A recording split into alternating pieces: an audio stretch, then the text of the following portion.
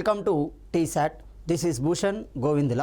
ఈరోజు మనం ఆధునిక భారతదేశ చరిత్రలో భాగంగా యూరోపియన్ల రాక, అసలు భారతదేశానికి యూరోపియన్లు ఎందుకు వచ్చారు, అసలు ఈ యూరోపియన్లు ఎవరు, ఏ ప్రాంతం నుండి ఏ ప్రాంతానికి సంబంధించిన వారు, ఏ కారణాల నిమిత్తంలో ఏ అవసరాల నిమిత్తంలో మనకు భారతదేశానికి రావడం జరిగింది. సాధారణంగా ఐరోపా ఖండ వాసులనే మనము యూరోపియన్లు అంటున్నాం. సాధారణంగా వీరు భారతదేశానికి సంబంధించి వ్యాపార వాణిజ్యాలను పూర్వకాలం నుండే కలిగి ఉన్నారు. ముఖ్యంగా రోమన్ల కాలం నుండే వ్యాపార వాణిజ్యాలను కలిగి ఉన్నారు. క్రమంగా ఇది ఆధునిక కాలంలో మరింత ఉచ్చస్థితికి చేరడం జరుగుతుంది. ఇలాంటి క్రమంలోనే ప్రధాన వర్గాల మధ్య యుద్ధం అనేది సంభవిస్తుంది. అలాంటి యుద్ధ కారణాల నేపథ్యంలోనే వారు సముద్ర మార్గాన్ని కనుగొని భారతదేశంతో వ్యాపార నిమిత్తం వారి యొక్క రాక అనేది భారతదేశంలోకి విస్తృతపరచబడడం జరుగుతుంది, ఎక్కువ అవ్వడం జరుగుతుంది. మరి అలాంటి యూరోప్ సమాజానికి సంబంధించిన ఎన్ని వర్గాలు భారతదేశానికి వచ్చాయి, చారిత్రక క్రమంగా గమనిస్తే, చరిత్ర ఆధారాలను ప్రకారం గమనిస్తే మనకు 5 ప్రధాన వర్గాలు యూరోపియన్ నుండి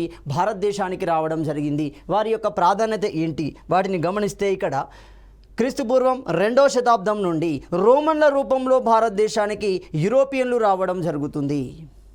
సో క్రమంగా ఆధునిక భారతదేశంలో యూరోపియన్ల రాక ఎక్కువ కావడం జరిగింది. ఎందుకంటే వారి యొక్క అవసరాలు. మరి ఆధునిక భారతంలోనే వీరి రాక అనేది ఎందుకు ఎక్కువయింది అంటే, ఎప్పుడైతే పారిశ్రామిక విప్లవం లండన్ కేంద్రంగా జరుగుతుందో, బెర్కెన్షైర్ అనే పట్టణం కేంద్రంగా జరుగుతుందో, నూలు వస్త్ర పరిశ్రమలు అనేవి స్థాపించబడ్డాయి. మరి నూలు వస్త్ర పరిశ్రమ యొక్క ముడి సరుకు ఏంటి, దానికి కావాల్సిన రా మెటీరియల్ ఏమవుతుంది, నూలు అవుతుంది. నూలు అనేది ఎక్కడి నుండి తీస్తారు, పత్తి నుండి తీయడం జరుగుతుంది. చారిత్రక కోణంలో గమనిస్తే మొట్టమొదటిసారిగా పత్తిని పరిచయం చేసిన నాగరికత మనకు సింధు లోయ నాగరికత ఉంటున్నాం. అంటే భారతీయ సమాజం, భారతీయ భౌగోళిక పరిస్థితులు పత్తి పంటకు అనుకూలంగా ఉండడం జరుగుతుంది. కాబట్టి వారి పరిశ్రమలకు కావాల్సిన రా మెటీరియల్ భారతదేశంలోనే దొరుకుతుంది. ఒకటో కండిషన్. రెండో కండిషన్ గమనిస్తే, యూరోప్ ఖండాలు మన చల్లని ప్రదేశంలో ఎక్కువగా ఉండడం జరుగుతుంది. వాళ్ళు మాంసాన్ని నిల్వ చేసుకునే పరిస్థితి కలిగి ఉన్నారు. మరి మాంసాన్ని నిల్వ చేసుకోవాలి అంటే వాటికి కావాల్సిన ఇంగ్రీడియంట్స్ ఏమవుతున్నాయి, సుగంధ ద్రవ్యాలు అనేవి అవుతాయి. అంటే యాలకులు కానీ, ఇలాచీలు కానీ, మిరియాలు కానీ, ఇలాంటి పసుపు లాంటివి ఏమవుతున్నాయి, ఎక్కువగా కలపడం ద్వారా ఆ మాంసం అనేది నిల్వ ఉండే పరిస్థితి కలిగి ఉండడం జరుగుతుంది. మరి ఇలాంటి సుగంధ ద్రవ్యాల కోసం కూడా భారతదేశానికి రావడం జరిగింది.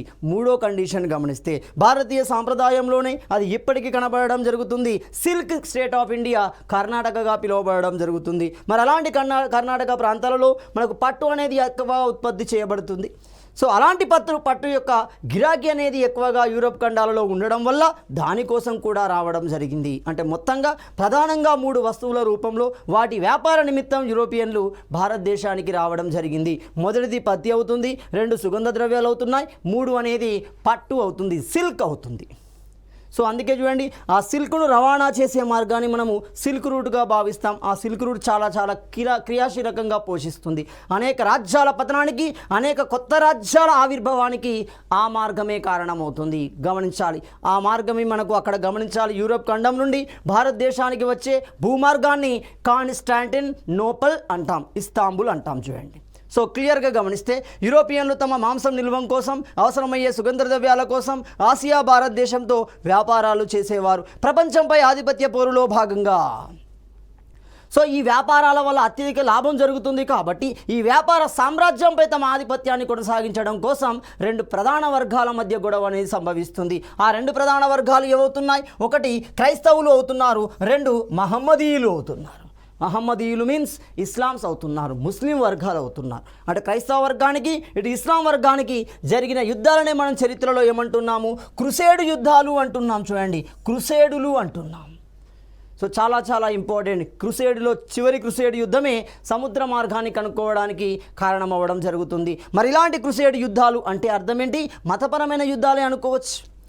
సో మతపరంలో భాగంగా ఆధిపత్యాన్ని, వ్యాపారం మీద ఆధిపత్యాన్ని, ప్రపంచం మీద ఆధిపత్యాన్ని సాధించాలి. తద్వారా తమ మతాన్ని వాళ్ళు డెవలప్ చేసుకోవాలనే అంతర్లీన భావన కలిగి ఉంటారు.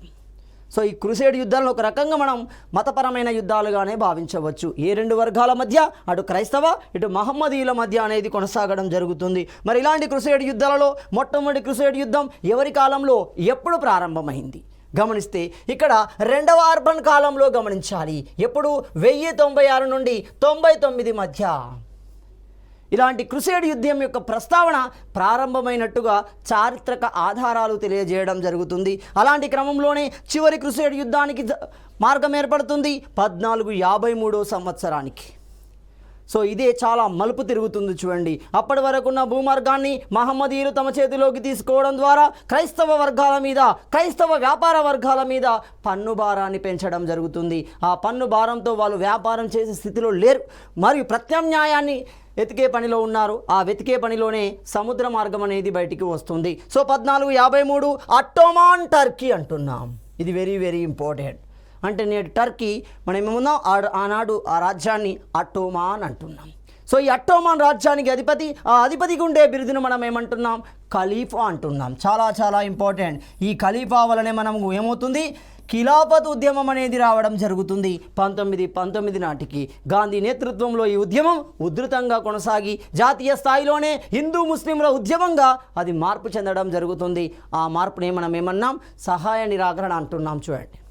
సో ఇక్కడ క్లియర్గా గమనిస్తే అట్టోమాన్ అంటే టర్కీ. ఆ టర్కీ పాలకుడు 2వ మహమ్మద్.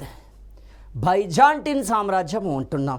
బైజాంటిన్ అంటే రోమ్ అవుతుంది. ఈ బైజాంటిన్ రాజ్యాన్ని చక్రవర్తి ఎవరు? 11వ కాన్స్టాంటిన్ అంటున్నాం. కాన్స్టాంటిన్ 11 అంటున్నాం. ఇద్దరి మధ్య జరిగితే ఆ కాన్స్టాంటిన్ 11 ఓడించబడుతున్నాడు. సో అతని ఆధ్వర్యంలో ఉన్న భూమార్గం, ఆ భూమార్గం ఏంటిది? కాన్స్టాంటిన్ నోపల్ అంటున్నాం. ఇది ఒక స్వరంగ మార్గం అవుతుంది. ఆ స్వరంగ మార్గం లేదా భూమార్గం, దాని ద్వారానే ఆసియా ఖండ వ్యాపారస్తులు ఏమవుతుంది? యూరప్ వ్యాపారస్తులు ఆసియా ఖండంలోకి రావడం జరిగింది. ఈ మార్గం ద్వారానే వ్యాపారం అనేది కొనసాగుతుంది. అంటే క్లియర్గా ఇప్పుడు కాన్స్టాంటినోపుల్ అనేది ఏమవుతుంది? అటు ఆసియా ఖండానికి, ఇటు ఐరోపా ఖండానికి మధ్య కనెక్టివిటీలో ఉండే ఒక భూమార్గం అవుతుంది. మరి అలాంటి భూమార్గం ఎవరి చేతిలోకి వెళ్ళింది? మహమ్మదీయుల చేతిలోకి వెళ్ళింది. పన్నులు పెంచడం ప్రారంభిస్తున్నారు. దీన్ని మనం ఏమంటున్నాం? ప్రస్తుతమే ఇస్తాంబుల్ అంటున్నాం. ఆనాడు కాన్స్టాంటినోపల్, ఈరోజు ఏమవుతుంది? అది ఇస్తాంబుల్గా పిలువబడడం జరుగుతుంది. మరి ఈ ఇస్తాంబుల్ అనే పేరు పెట్టిన వారు ఎవరు? ప్రతిపాదించిన వారు ఎవరు? చారిత్రక ఆధారాల ప్రకారం ముస్తఫా కెమల్ పాషా అంటున్నాం. ఈ ముస్తఫా కెమల్ పాషా మనకి ఇస్తాంబుల్ అనే పేరును ప్రతిపాదించడం జరుగుతుంది. ఇది ప్రధానంగా ఆసియా యూరప్ ఖండాల మధ్య ప్రధాన భూమార్గం. ఇది లేకుంటే వ్యాపారం జరగడం అనేది అసంభవం. ఇంక చాలా తక్కువ, మేజర్గా దీని ద్వారానే జరుగుతుంది. చూడండి. అలాంటి క్రమంలో దీని ఆక్రమణ వలన ఆసియా భారత్ల మధ్య సుగంధ ద్రవ్యాల వ్యాపారం నిలిచిపోవడం జరిగింది. యూరప్ ఖండ వాసులు మొత్తం వ్యాపారం దేని మీద చేస్తున్నారు? అయితే సుగంధ ద్రవ్యాలు, అయితే పత్తి మీద, అయితే సిల్క్ మీద చేస్తున్నారు. ఈ 3 తగ్గించబడ్డాయి. తప్పని పరిస్థితి. ఆడ పన్నులు కడితే లాభాలు రావటం లేదు, లాభాలు మొత్తం పోతున్నాయి. నష్టాలకు గురి కావడంతో వాళ్ళు వ్యాపారం నుండే బయటికి విరమించే ప్రయత్నం చేస్తున్నారు. అలాంటి వర్గాలలో కొన్ని వర్గాలు ఏం చేశాయి? ప్రత్యామ్నాయ మార్గాన్ని వెతికాయి. ఇది లేకుండా ఇంకో మార్గం ద్వారా ఆసియా ఖండానికి వెళ్ళలేమా? భారత్ లాంటి దేశాలకు వెళ్ళలేమా? భారత్, ఇండోనేషియా వంటి దేశాలకు వెళ్ళలేమా? గమనించాలి. సో ఆ ఆలోచనే సముద్ర మార్గానికి నాంది పలకడం జరుగుతుంది. భారతదేశానికి సముద్ర మార్గం కనుగొనడంలో మొదట సఫలీకృతమైన యూరోపియన్లు ఎవరు? పోర్చుగీస్ అంటున్నాం. చాలా చాలా ఇంపార్టెంట్. అంటే భారతదేశంలోకి వచ్చిన మొట్టమొదటి యూరోపియన్లు ఎవరవుతున్నారు? పోర్చుగీస్ అవుతున్నారు. అప్పుడు క్లియర్గా గమనించాలి. Portuguese, Dutch, drains, English, French అంటున్నాం. ఈ 5 సమూహాలు భారతదేశంలోకి రావడం జరుగుతుంది. ఎగ్జామిన్ అడిగే ప్రశ్న ఏంటిది? ఈ వర్గాల యొక్క వరుసక్రమం దేశంలోకి రావడం, ఈ వర్గాల యొక్క వరుసక్రమం దేశం నుండి వెళ్ళడం, ఈ వర్గాల యొక్క వరుసక్రమం పరిశ్రమలను ఏర్పాటు చేయడం, ఈ వర్గాల యొక్క వరుసక్రమం వారి మొదటి ఫ్యాక్టరీలను ఏర్పాటు చేయడం. ఈ 4 కోణాలలో పికప్ చేస్తారు. చూడండి క్వశ్చన్. మనం చదువుకునేది వేరు, ఎగ్జామినర్ వ్యూలో ఉన్న దృష్టి వేరు. అంటే మొత్తం ఈ యూరోపియన్ల రాక అనే ఒక పాఠంలోకి వెళ్ళి ఒకే క్వశ్చన్ని పికప్ చేయవచ్చు.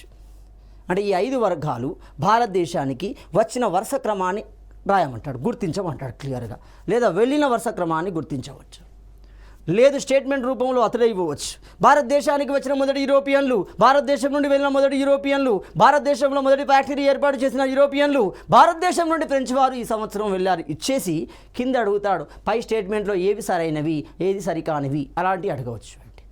కాబట్టి ఎగ్జామినర్ అడిగే విధానంలో బాగా గమనించండి. ఆ కోణంలో చూస్తున్నాం. ఇక్కడ మనకు మొదట సఫలీకృతమైన వ్యక్తులు ఎవరంటున్నాం? పోర్చుగీస్, అనగా భారతదేశానికి వచ్చిన మొదటి వ్యక్తులుగా పిలువబడుతున్నారు. కింగ్ జాన్ ఆఫ్ పోర్చుగీస్, అతని యొక్క కుమారుడు డామ్ హెన్రీ అంటున్నాం. చాలా ఇంపార్టెంట్ పర్సన్.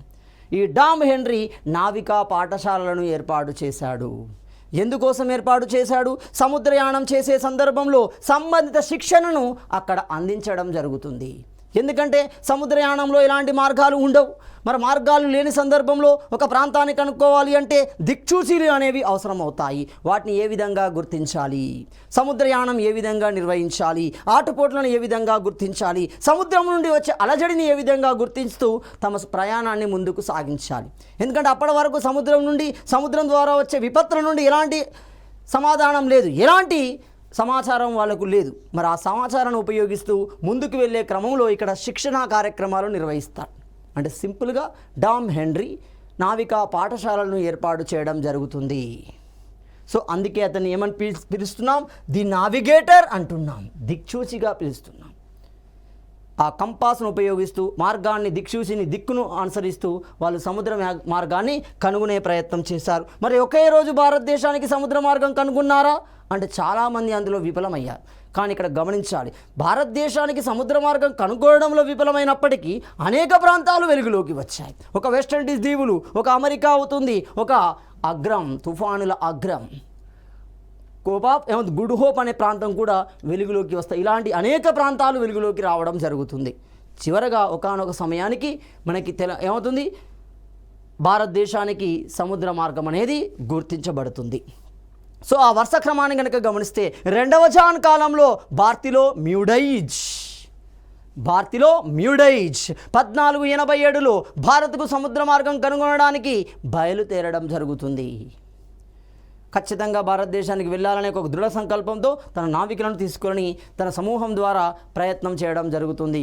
కానీ ఆ సమూహం ఒక భూభాగానికి చేరుతుంది. సముద్ర ప్రయాణం చేసే క్రమంలో వారికి ఒక భూభాగం తారాసపడుతుంది. ఆ భూభాగమే భారతదేశం అనుకుంటారు. అక్కడికి వెనక అర్థమవుతుంది అది భారతదేశం కాదని. సో ఆ ప్రాంతం ఏంటి గమనిస్తే పశ్చిమాగ్రం గుడ్ హోప్ ప్రాంతాన్ని చేరుకోవడం జరుగుతుంది.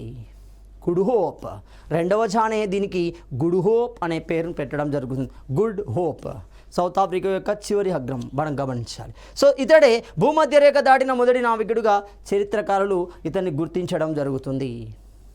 భూమధ్య రేఖను దాటుతూ అతడు సౌత్ ఆఫ్రికాలోని ఒక ప్రాంతాన్ని కనుక్కోవడం జరిగింది. ఇప్పుడు చూడండి, యూరోప్ నుండి సౌత్ ఆఫ్రికాకు మార్గం దొరికింది. ఇప్పుడు అంటే నేరుగా రాగలుగుతాడు. ఇప్పుడు ఇక్కడ నుండి ప్లాన్ చేయాలి. ఎక్కడ నుండి? గుడ్ హోప్ ప్రాంతం నుండి ప్లాన్ చేయాలి. ఇది చరిత్రలోనే మనకు కనబడుతుంది. చూడండి, అరబ్బుల రూపంలో భారతదేశానికి 712 నాటికే సింధు మీద దాడి అనేది జరుగుతుంది. అలాంటి క్రమంలో అరేబియా సముద్రం నుండి వ్యాపారం కొనసాగించబడింది. అరబ్బుల నుండి ఈజిప్షియన్ల నుండి కూడా వ్యాపారం కొనసాగించబడింది. ఈజిప్ట్ అనేది మనకు సౌత్ ఆఫ్రికా భాగానికి సంబంధించిందే. అంటే భారతీయులు ఈజిప్ట్ అనే ప్రాంతాలకి వ్యాపార నిమిత్తం వస్తున్నారు. సముద్ర మార్గమే వాళ్ళకున్న ఏకైక ఆప్షన్. సో కాలక్రమంలో ఈ విషయాలన్నింటినీ ఆపసోపన పట్టిన వ్యక్తే వాస్కోడా గామా. చాలా తెలియకలోడు. చూడండి, ఈ విషయాలను బాగా కూలంకషంగా చదివి డైరెక్ట్ అతడు గుడ్ హోప్ నుండి భారతదేశానికి సముద్ర మార్గాన్ని కనుక్కునే ప్రయత్నం చేస్తాడు. అందులో విజయాన్ని సాధించడం జరుగుతుంది. సో బార్తిలోమా మ్యూడైజ్ ఏం చేశాడు? దక్షిణాగ్రాన్ని మాత్రమే కనుగొంటున్నాడు. అమెరికా వెస్పూచి అమెరికా ప్రాంతాన్ని కనుగొన్నాడు. అమెరికా ప్రాంతాన్ని కొలంబస్ వెస్టిండీస్ దీవులని గుర్తించడం జరుగుతుంది. సో ఇలాంటి ప్రయత్నాలు జరుగుతున్నాయి. ఫ్రాన్సిస్ డ్రేక్ ప్రపంచాన్ని చుట్టిన మొదటివాడుగా పిలువబడుతున్నాడు. అదేవిధంగా 1497లో పోర్చుగీస్ నావికుడు మరో నావికుడు వస్తున్నాడు. అతడే వాస్కోడా గామా లేదా వాస్కోడి గామా అంటాం.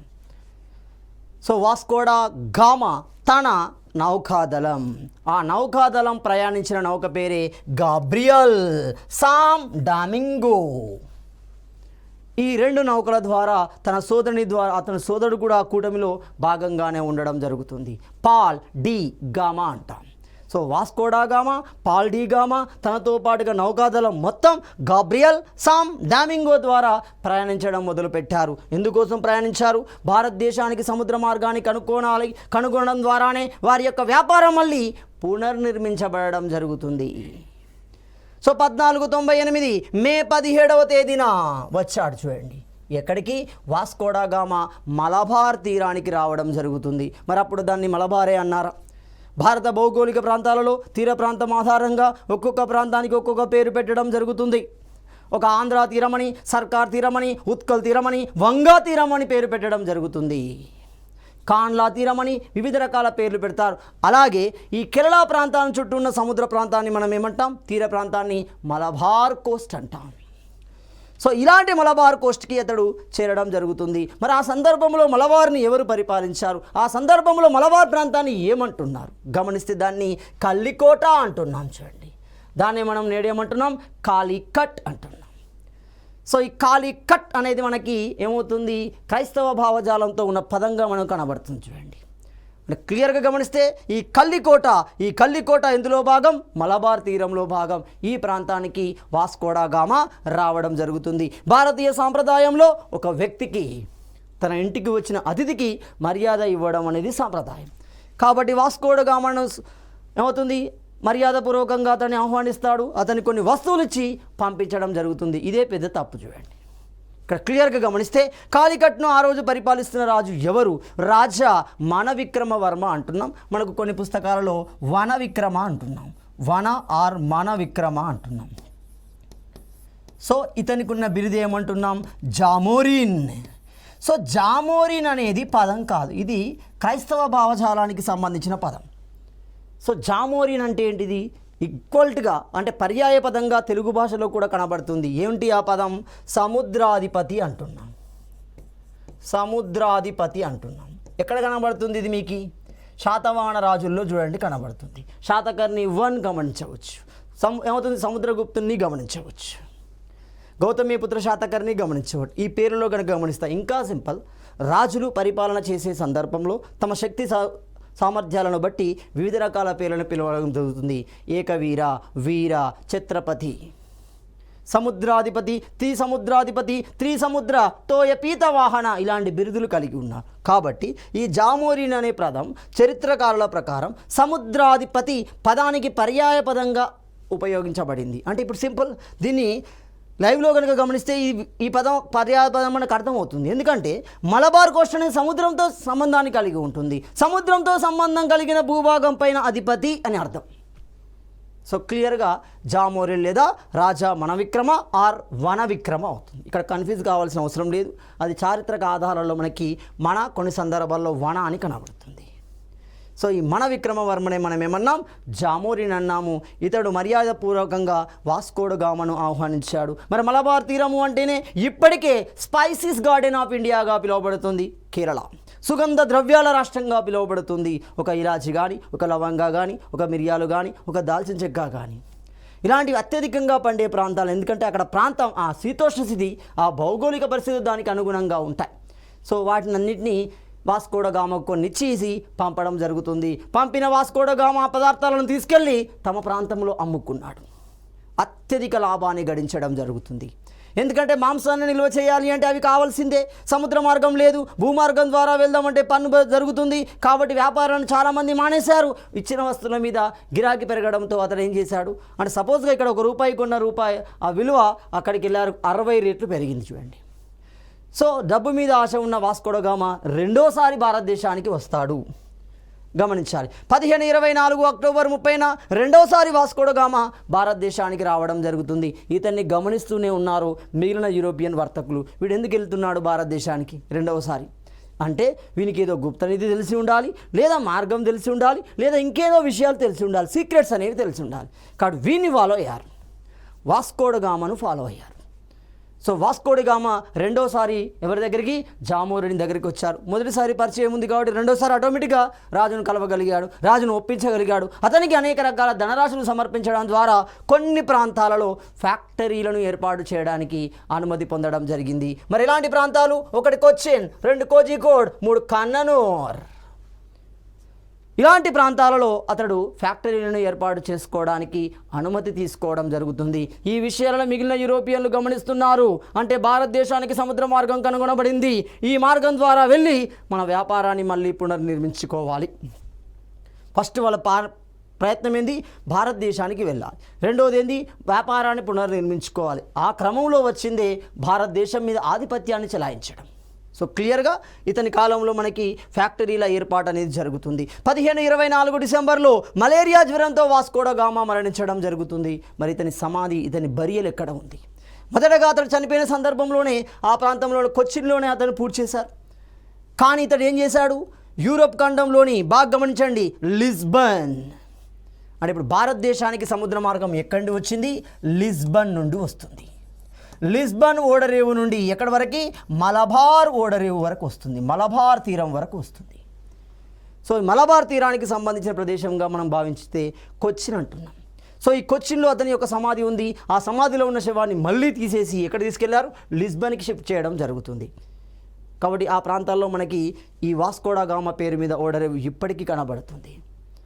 కాబట్టి ఇది వాస్కోడా గామాకు సంబంధించి భారతదేశంలో సముద్ర మార్గానికి సంబంధించిన నేపథ్యం. క్రమంగా భారతదేశంలో సముద్ర మార్గం అనేది రూపొందించబడుతుంది, అది గుర్తించబడడం జరుగుతుంది. దాన్ని ఉపయోగించుకొని వివిధ రకాల యూరోప్ సమూహాలు భారతదేశానికి వచ్చాయి. అలా వచ్చిన సమూహాలలో మొదటి సమూహం ఏమన్నాం, పోర్చుగీస్ అంటున్నాం. చాలా చాలా ఇంపార్టెంట్. వీళ్ళు చాలా నాక్గా కనబడతారు. చూడండి, ఎవరితోనూ గొడవలు పెట్టుకోరు, శాంతియుతమైన సంబంధాల ద్వారానే, ముఖ్యంగా వీళ్ళ యొక్క లాజిక్ వైవాహిక సంబంధం ద్వారానే అందరినీ కంట్రోల్ చేస్తారు. చూడండి, ముఖ్యంగా ఆనాటి బ్రిటిష్ వాళ్ళని కంట్రోల్ చేసింది వైవాహిక సంబంధం ద్వారానే కంట్రోల్ చేస్తారు.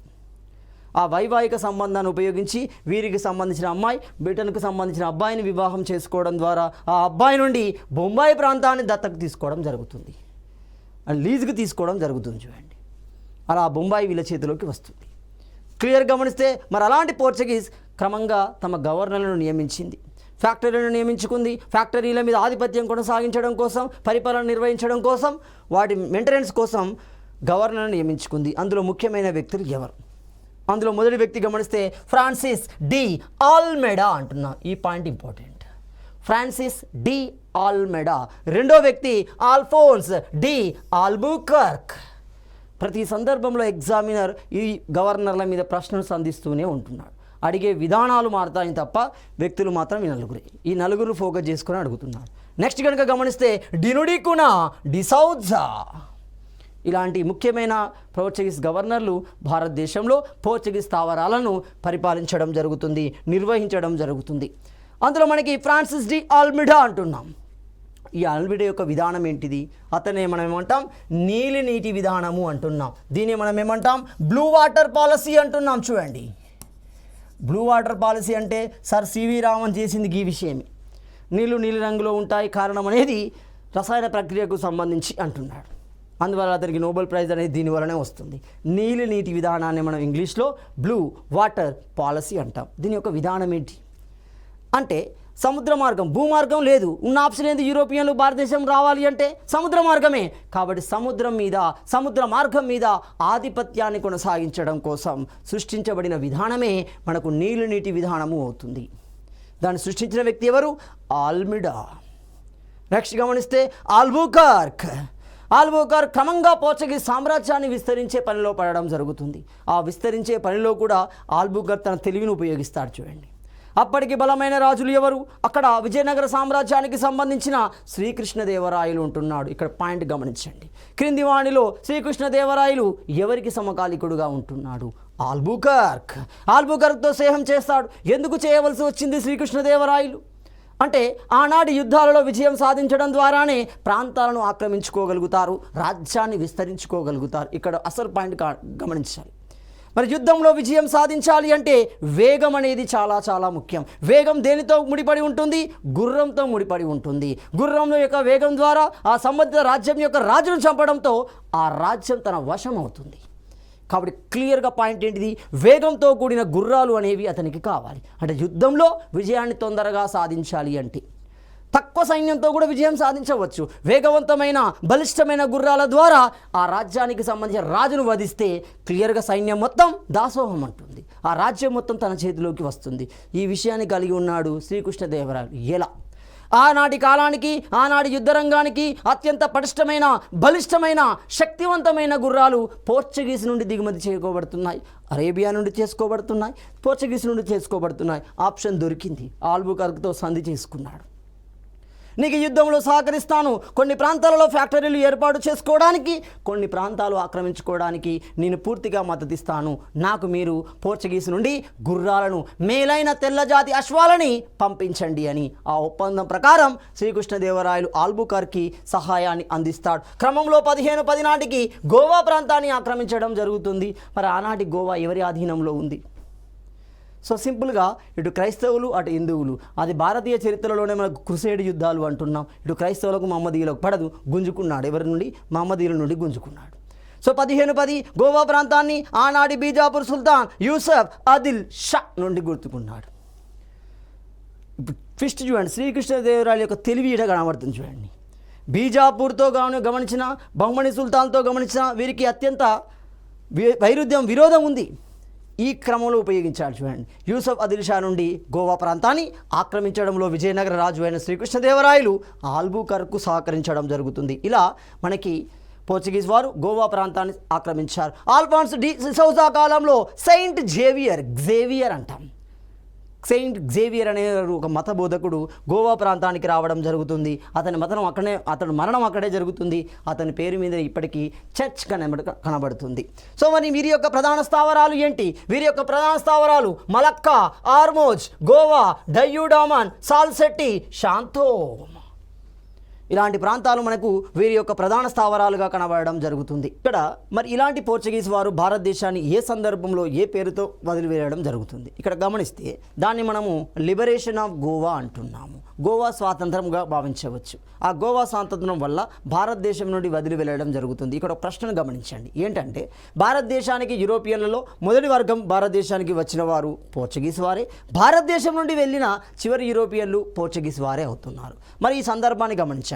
1961 డిసెంబర్ 19 అనగానే మనకు లిబరేషన్ ఆఫ్ గోవా అంటున్నాము. దీన్నే మనం చరిత్రలో ఆపరేషన్ విజయ్ అంటున్నాము. సో మొత్తంగా పోర్చుగీస్ వారు భారతదేశాన్ని వదిలి వెళ్లాల్సిన పరిస్థితి ఏర్పడింది. మరి వదిలి వెళ్ళేటప్పుడు భారత ప్రభుత్వానికి అందించబడిన ప్రాంతాలు ఏంటి? ఈ పాయింట్ గమనించండి. ఏ ప్రాంతాలు వచ్చాయి? గోవా వచ్చింది, మలక్కా వచ్చింది, ఆర్మోజ్ వచ్చింది, సాల్సెట్టి వచ్చినాయి. ఈ ప్రాంతాలు మొత్తం భారతీయ భూభాగంలో పూర్తిగా విలీనం కావడం జరుగుతుంది. అందుకే గోవాలో ఇప్పటికీ ఉమ్మడి పౌరస్మృతి ఉంటుంది. క్లియర్గా గమనించండి. అది పోర్చుగీస్ ద్వారానే సృష్టించబడింది అంటున్నాం.